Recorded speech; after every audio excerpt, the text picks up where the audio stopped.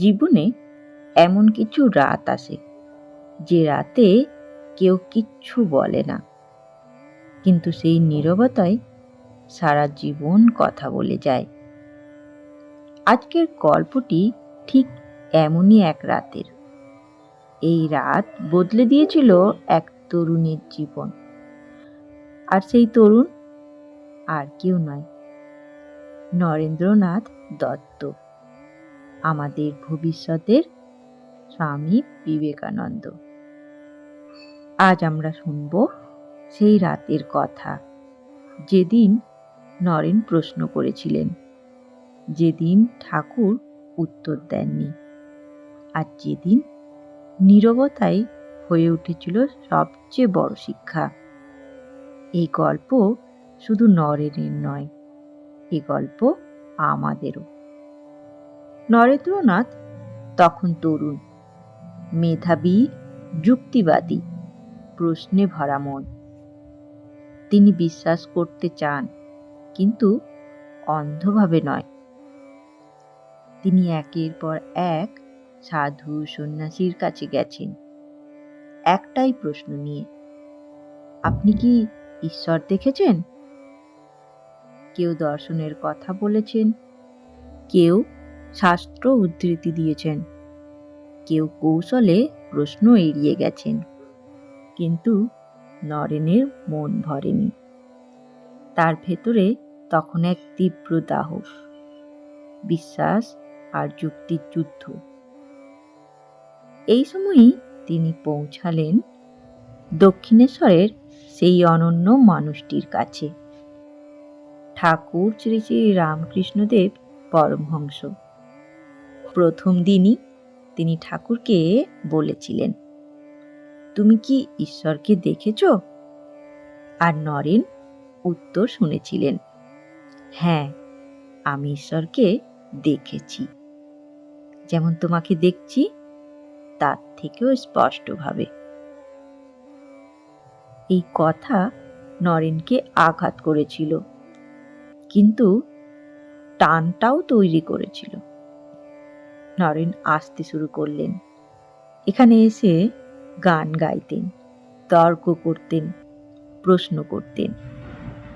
আর ঠাকুর কখনো হাসতেন, কখনো গান শুনে সমাধিস্থ হতেন, আর কখনো বলতেন, তুই একদিন অনেক কাজ করবি।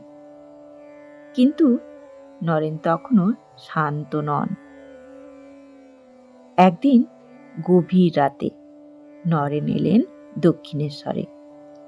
মন ভীষণ ভারী, বাড়ির দায়িত্ব, বাবার মৃত্যু, সংসারে অনিশ্চয়তা, আর ভেতরের প্রশ্ন, আমি কি করব, কোন পথে যাব? এই রাতে নরেন চান একটা স্পষ্ট উত্তর, একটা নির্দেশ, একটা আশ্বাস। তিনি মনে মনে ঠিক করে এসেছেন, আজ ঠাকুর যদি কিছু না বলেন তাহলে তিনি আর আসবেন না। নরেন বসে আছেন ঠাকুরের সামনে, চুপচাপ। ঠাকুরও চুপ। নরেন ভাবছেন, আজ কিছু বলবেন না? তিনি অপেক্ষা করছেন। মুহূর্ত কেটে যাচ্ছে, রাত ঘনাচ্ছে। ঠাকুর শুধু তাকিয়ে আছেন। সেই দৃষ্টিতে কোনো প্রশ্ন নেই, কোনো উপদেশ নেই, শুধু গভীর করুণা। শেষমেশ নরেন অস্থির হয়ে উঠলেন, আর অবশেষে বললেন, আপনি আজ কিছু বলবেন না? ঠাকুর মৃদু হাসলেন, বললেন না কিছুই। এই নীরবতা নরেনের সহ্য হচ্ছিল না। তিনি উঠে পড়লেন, চোখে জল, মনে অভিমান। নরেন বেরিয়ে এলেন, কিন্তু কিছু দূর যেতেই মনে হলো এই নীরবতা তাকে ধাওয়া করছে। ঠাকুর কিছু বলেননি, কিন্তু যেন সব বলে দিয়েছেন। এই নীরবতাই ছিল বিশ্বাসের পরীক্ষা, আত্মনির্ভরতার শিক্ষা, ঈশ্বরের ওপর সম্পূর্ণ সমর্পণ। নরেন বুঝলেন সব প্রশ্নের উত্তর শব্দে হয় না, কিছু উত্তর নীরবতায় জন্ম নেয়। ওই রাত নরেনকে শিখিয়েছিল গুরু সবসময় কথা বলেন না, ঈশ্বর সবসময় ইঙ্গিত দেন। বিশ্বাস জন্মায় নীরবতার মধ্যে দিয়ে। পরে স্বামীজি বলেছিলেন এই নীরবতাই তাকে শক্ত করেছিল। এই রাত না এলে হয়তো শিকাগোর সেই ভাষণও হতো না। বন্ধুগণ, আজ আপনার জীবনেও যদি এমন কোনো রাত আসে যেদিন ঈশ্বর চুপ থাকেন, গুরু কিছু বলেন না, প্রার্থনার উত্তর আসে না, তাহলে ভয় পাবেন না। মনে রাখবেন নরেনের জীবনেও এমন এক রাত এসেছিল। সেই রাত তাকে ভাঙেনি, গড়ে তুলেছিল।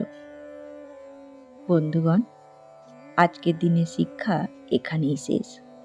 ভিডিওটি ভালো লাগলে অবশ্যই ভিডিওটিকে একটি লাইক করে বন্ধুদের সাথে শেয়ার করে নেবেন।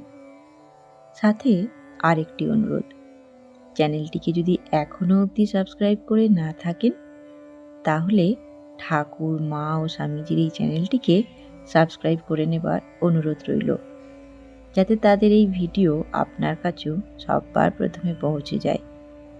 ধন্যবাদ, ভালো থাকবেন। জয় ঠাকুর, জয় মা, জয় স্বামীজি।